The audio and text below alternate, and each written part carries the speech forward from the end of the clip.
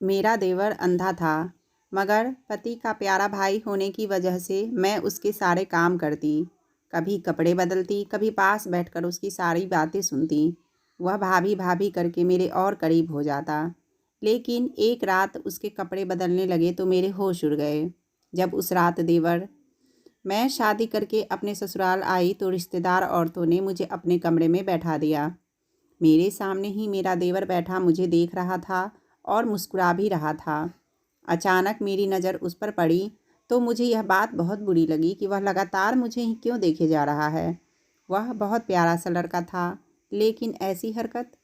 कुछ देर तक बहुत सारी औरतें वहाँ पर आती रहीं और मुझे मिठाई खिलाती रहीं, लेकिन मेरा देवर ना तो मेरे पास आया ना मुझसे कोई बात की। बस सामने बैठकर एकटक मुझे देखे जा रहा था। 2-4 बार मेरी उस पर नज़र पड़ी तो मैं उसे खुद को ही देखते हुए पाया। मैंने दिल में यह सोचा कि बड़ा ही बेशर्म लड़का है। बड़ी भाभी तो माँ और बड़ी बहन जैसी होती है, इसे जरा भी शर्म नहीं। यह कैसे सबके सामने बस मुझे ही देखे जा रहा है। अब मैं उसे गुस्से में घूरने लगी थी, लेकिन वह अजीब पागल था। बस मुझे ही देखे जा रहा था और मुस्कुराए जा रहा था। मुझे उसके यूं मुस्कुराने पर गुस्सा आने लगा। थोड़ी देर बाद रस्में ख़त्म हुई और मैं अपने कमरे में आ गई। मेरा मूड बहुत ख़राब हो चुका था। ऊपर से गौरव भी मेरे कमरे में देर से आए, तो मैं बिल्कुल उदास बैठी थी। वह मेरे पास आकर बैठे। मैंने उन्हें गुस्से में देखा। मुझे यूं उदास देखकर कहने लगे, क्या बात है कविता? फिर वो ये बात समझ गए कि शायद वह काफ़ी देर से कमरे में आए हैं, इसलिए मैं नाराज़ हूँ। कहने लगे, मेरे दोस्त आज मेरा पीछा ही नहीं छोड़ रहे थे। तुम तो जानती हो ऐसे मौके पर दोस्तों की मजाक कितनी होती है। फिर गौरव ने मेरी तारीफ़ की। यह सुनकर मेरा दिल खुश हो गया। मैंने देवर की बात को अपने पति के सामने नहीं कहा कि क्या सोचेंगे, आते ही मेरे भाई के बारे में ऐसी बातें शुरू कर दी है। गौरव का एक ही भाई था, सौरभ। सुबह जब मेरी आंख खुली तो गौरव कहने लगे, आज का नाश्ता मैं बाजार से ही ले आया हूँ, लेकिन देखो मेरे घर पर कोई औरत नहीं है, इसलिए आज की मेहमान नवाजी तो मैंने निभा दी, लेकिन कल से सब कुछ तुम्हें ही संभालना पड़ेगा। यह बात मैं पहले से ही जानती थी, इसलिए मैंने कोई भी ऐतराज़ नहीं किया। जैसे ही मैं नाश्ता करने के लिए बाहर आई तो नाश्ते की टेबल पर मेरा देवर बैठा था। मैं उसके सामने बैठ गई। उसने मुझसे बात नहीं की, मुझे देखकर मुस्कुराने लगा। जब गौरव टेबल के पास आए तो मेरी बजाय सौरभ के पास जाकर बैठ गए। उसकी प्लेट में खाना डालकर रोटी तोड़कर अपने हाथ से खिलाने लगे। यह देखकर मुझे बहुत हैरत हुई और उससे भी ज़्यादा हैरत मुझे हुई कि सौरभ भी अभी सामने बैठा मुझे ही देखे जा रहा था। इसे तो अपने भाई का भी लिहाज नहीं था। और गुस्सा मुझे गौरव पर भी आने लगा कि वह तो इसे रोक सकते थे। और फिर यह भी मुझे अजीब लग रहा था कि वह इसे खुद क्यों खाना खिला रहे हैं। वह इतना बड़ा लड़का था, क्या खुद नहीं खा सकता था? मैंने कहा, गौरव, सौरभ खुद भी तो खा सकते हैं, आप अपना नाश्ता करें। मेरी बात सुनकर वो बताने लगे, कविता, यह अंधा है, देख नहीं सकता है। यह सुनना था कि मेरा निवाला हाथ में ही रह गया। मैं बड़ी हैरत से उसे देखने लगी। अच्छा खासा खूबसूरत लड़का था। उसकी आंखें भी बेहद खूबसूरत थी। मुझे ना जाने क्यों बड़ा ही दुख और अफसोस हुआ था। उसकी आंखों में यह कमी थी कि वह मुझे देख नहीं सकता था, और कल से मैं ना जाने दिल में उसे कितना बुरा भला कह चुकी थी। सौरभ के चेहरे पर बहुत उदासी थी।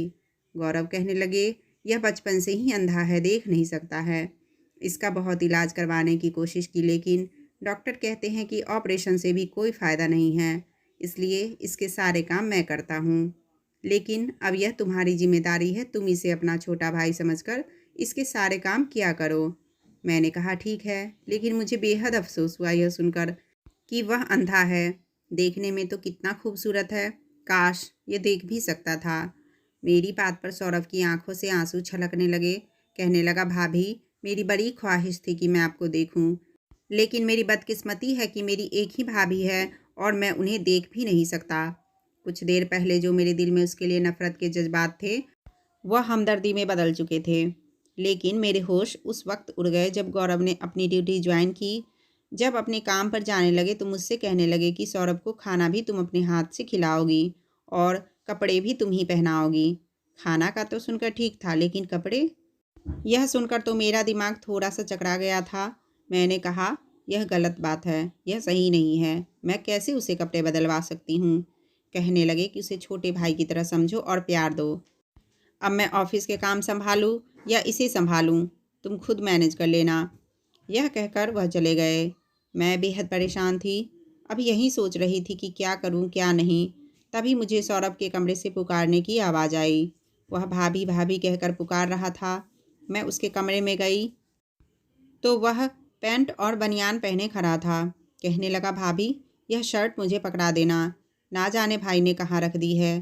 पूरे बेड पर हाथ मार कर देख चुका हूँ लेकिन समझ नहीं आ रहा कि कहाँ है। उसकी शर्ट बेड के किनारे पर लटकी हुई थी। मैंने वह शर्ट उसे पकड़ा दी। उसने शर्ट पहन ली लेकिन बटन वह तिरछे बंद कर रहा था। मजबूरन मुझे ही आगे बढ़ना पड़ा। मैंने कहा, तुम छोड़ो, मैं तुम्हारे बटन बंद कर देती हूँ। मैंने उसके शर्ट के बटन बंद किए तो वह खुश हो गया। कहने लगा, मेरे बाल भी बना दो भाभी। मैंने कंघी लिया और उसके बाल भी बना दिए। फिर कहने लगा, मुझे अपना हाथ दो। मैंने कहा, क्यों? कहने लगा, ऐसे ही। तो मैंने डरते डरते उसे अपना हाथ पकड़ा दिया। यह सोच रही थी कि वह क्यों मेरा हाथ पकड़ना चाहता है। उसने मेरे हाथ को अपने हाथों में लिया और कहने लगा, आपका बहुत बहुत शुक्रिया। यह कहकर मेरा हाथ छोड़ दिया और कहने लगा, भाभी आपको देख तो नहीं सकता लेकिन महसूस तो कर सकता हूँ, इसलिए आपका हाथ पकड़कर महसूस करना चाहता था कि भाभी कैसी है। मुझे तो माँ की मोहब्बत भी नसीब नहीं हुई। बहुत छोटा था जब मेरी माँ का देहांत हो गया और पापा भी 2 साल पहले ही मर गए। जब तक मेरे पापा जिंदा थे वही मुझे संभालते थे, लेकिन उसके बाद सारी जिम्मेदारी भैया पर आ गई और शादी के बाद आपने भी कुछ अच्छे दिन नहीं गुजारे कि मेरा बोझ आप पर पड़ गया।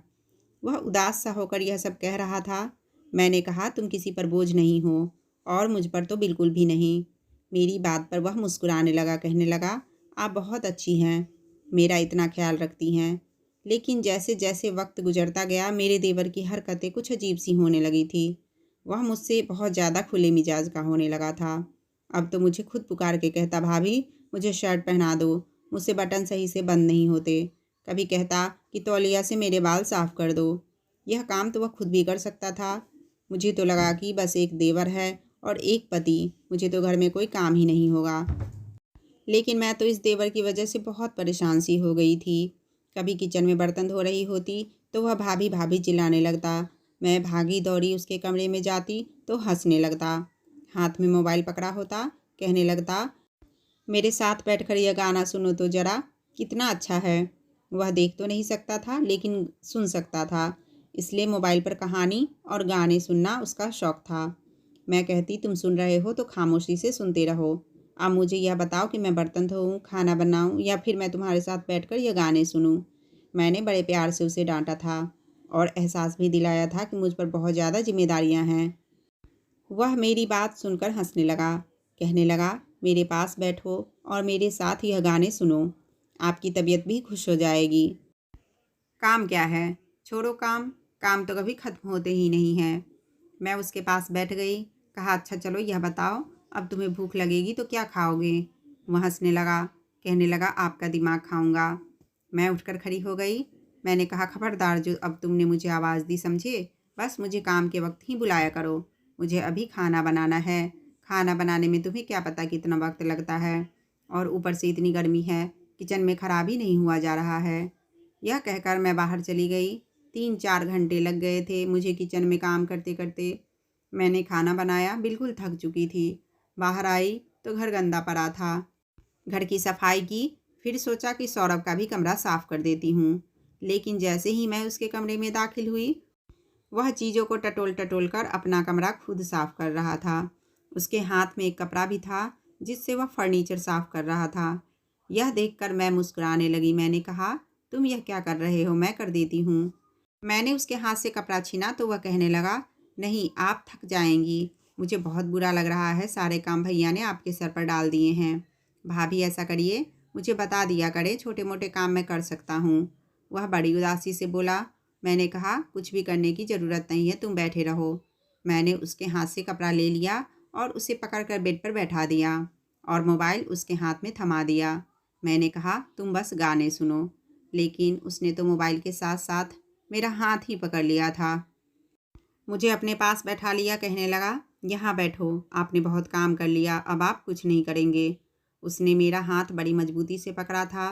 मैंने कहा, यह क्या हरकत है? मेरा हाथ छोड़ो। शाम हो गई है और मुझे चाय भी बनानी है। तुम बताओ चाय के साथ क्या खाओगे? कहने लगा, कुछ नहीं खाना। मुझे आप अपने साथ किचन में लेकर जाओ। बस मुझे बताओ कि चाय कैसे बनाते हैं। मैंने कहा, तुम मेरी फ़िक्र छोड़ दो। यह कहकर मैंने अपना हाथ उसके हाथ से छुड़वाया और किचन में आ गई। उसके लिए चाय बनाई और उसको चाय दे दी। चाय पीते हुए वह मेरी तारीफ़ कर रहा था। फिर एक दिन मुझे सुबह से ही बुखार था, लेकिन गौरव को मेरी कोई परवाह नहीं थी। वह मुझे बुखार की दवा देकर चले गए। कहने लगे, देखो तुम बीमार मत पड़ा करो। मेरा सारा घर उल्टा पड़ जाता है। जल्दी से बुखार की दवाई खा लो और खाना घर पर ही बना दो। दोपहर को भी मुझे ऑफिस का खाना खाना पड़ता है और घर आकर मैं बाजार का खाना तो बिल्कुल नहीं खा सकता। उनके सामने तो मैंने कहा, चलो ठीक है, मैं कर दूंगी। लेकिन बुखार की दवा खाने के बावजूद मेरा बुखार कम नहीं हो रहा था। शायद मुझे जुकाम भी हो गया था। गले में बहुत तेज़ दर्द हो रहा था और मेरा बुखार कम होने की बजाय बढ़ने लगा। मैं अपने कमरे में बेसुध लेटी हुई थी। थोड़ी देर बाद कमरे में दस्तक हुई। फिर दरवाज़ा खुला। सौरभ मेरे सामने खड़ा था। मैंने बहुत मुश्किल से अपनी आंखें खोलकर उसे देखा। वह अपनी स्टिक की मदद से चलता हुआ मेरे पास आया। भाभी, आपको क्या हुआ है? आपने अभी तक मेरा नाश्ता भी नहीं बनाया। मुझे बहुत तेज़ भूख लगी है। मैंने कहा, मेरी तबीयत ठीक नहीं है, मुझे बुखार है। यह सुनकर वह परेशान हो गया। मैंने कहा, मुझसे बिल्कुल बैठा नहीं जा रहा है, मैं कैसे तुम्हारा नाश्ता बनाऊंगी? वह कहने लगा, कि आपने भी नाश्ता नहीं किया? मैंने कहा कि नहीं, मेरी हिम्मत नहीं है कि मैं उठकर नाश्ता बना सकूं। ऐसा करो, तुम गौरव को फ़ोन कर दो, उसे कहो कि वह जल्दी घर आ जाए। मुझसे कुछ भी नहीं हो रहा है। मेरी बात सुनकर वह कमरे से चला गया। कुछ ही देर बाद उसके चीखने चिल्लाने की आवाज़ आने लगी। यह सुनकर मैं एकदम बेड पर से उठकर बैठ गई। अपनी बुखार को भूलकर मैं जल्दी से कमरे में से बाहर आई, ये देखने की आवाज़ किसकी है। आवाज़ किचन से आ रही थी। जब मैं किचन में आई तो मेरे होश उड़ गए थे। सौरभ के कपड़ों में आग लगी हुई थी। मैंने फटाफट से रस्सी पर से तौलिया को उतारा और उसके शर्ट पर लगी आग बुझाने लगी। लेकिन उस वक्त तक उसका पेट और बाजू जल चुका था। वह चिल्लाए जा रहा था। मैंने कहा, तुम क्या करने गए थे किचन में? कहने लगा, मैं आपके लिए चाय बनाने गया था। वह बहुत तड़प रहा था। कहने लगा, मुझे क्या पता था कि आग लग जाएगी। मैंने जल्दी से गौरव को फ़ोन किया। सौरभ तो यूं तड़प रहा था जैसे उसे तकलीफ़ बर्दाश्त नहीं हो रही हो। उसके पेट और हाथ दोनों जल गए थे। गौरव को जब पता चला तो वह थोड़ी देर बाद ही घर आ गए। सौरभ का पेट और बाजू काफ़ी हद तक जल चुका था और वह रो रहा था। गौरव उसे डॉक्टर के पास ले गए। मैं घर पर ही थी और बेहद परेशान थी कि जब मुझे गौरव का फ़ोन आया। मैंने फ़ौरन से फ़ोन उठाया। मैंने पूछा कि सौरभ कैसा है? वह कहने लगे, वह बहुत ज़ख्मी है। मैंने तुमसे कहा था कि उसका ख्याल रखा करो। यह कहकर गौरव रोने लगा। कहने लगा, मुझे बहुत फ़िक्र हो रही है। मुझसे उसकी तकलीफ़ बर्दाश्त नहीं हो रही। वह बुरी तरह से चिल्लाए जा रहा था। मैंने कहा, मुझे बुखार था, मुझे क्या मालूम कि वह कब किचन में चला गया। आंसू तो मेरे भी बह रहे थे। वह कहने लगे, मैं अस्पताल में ही रहूँगा, मेरा इंतज़ार मत करना। मैंने कहा, ठीक है। मुझे लगा था कि सुबह तक सौरभ को राहत मिल जाएगी, वह ठीक हो जाएगा, फिर घर आ जाएगा, मैं उसका बहुत ख्याल रखूँगी। लेकिन जो खबर मुझे सुबह सुनने को मिली, मेरे होश उड़ गए। गौरव ने कहा कि सौरभ अब हम लोगों के बीच में नहीं रहा। यह सुनना था कि मैं रोने लगी। मैंने कहा, नहीं, आप यह क्या कह रहे हैं? उसको तो बस ज़रा सी आग तो लगी थी। ऐसा कैसे हो सकता है? वह कैसे मर सकता है? मैं रोए जा रही थी। रो तो गौरव भी रहे थे। कहने लगे, आग उसके दिल तक पहुंच चुकी थी। बहुत कोशिश की डॉक्टर ने, लेकिन उसे बचा नहीं सके। पूरी रात मेरा भाई दर्द से तड़पता रहा। मेरा हाथ पकड़े कहता रहा कि भाई, मैं मरना नहीं चाहता, मुझे जीना है, मुझे बचा लो। अभी मुझे इतनी प्यारी भाभी मिली है, लेकिन वह जा चुका था। यह सदमा हम दोनों पति पत्नी के लिए बहुत ही बड़ा था। मुझे अक्सर घर में सौरभ की भाभी भाभी करने की आवाज़ आती है। मैं भागकर जब उसके कमरे में जाती हूँ तो खाली कमरा देखकर फूट फूट कर रोने लगती हूँ। कभी मुझे लगता है कि वह हंस रहा है, कह रहा है, भाभी छोड़िए सारे काम, मेरे पास आकर बैठिए, मैं आपको गाने सुनाता हूँ। कुछ महीने बाद मैं प्रेग्नेंट हुई तो गौरव मेरा बहुत ख्याल रखने लगे थे। लेकिन यह पूरा वक्त भी मैं सौरभ की याद में रोते रोते ही गुजार दी। वो बहुत ही अच्छा इंसान था, मेरा बहुत ख्याल रखता था। मैं खुद सोच रही थी कि काश मैं उठ जाती, नाश्ता बना लेती, पर जो किस्मत में होता है उसे कौन रोक सकता है। और फिर मेरे घर बेटा पैदा हुआ। गौरव अब कुछ हद तक ठीक हो गए थे। उन्होंने मुझसे कहा कि तुम बेटे का नाम अपनी मर्जी से रखो। मैंने कहा, मुझे इसका नाम सौरभ रखना है। मेरी बात सुनकर गौरव की आंखें भर गई थी। मैंने अपने बेटे को सीने से लगा लिया। मैंने कहा, ऊपर वाले ने हमें दूसरा सौरभ दे दिया है।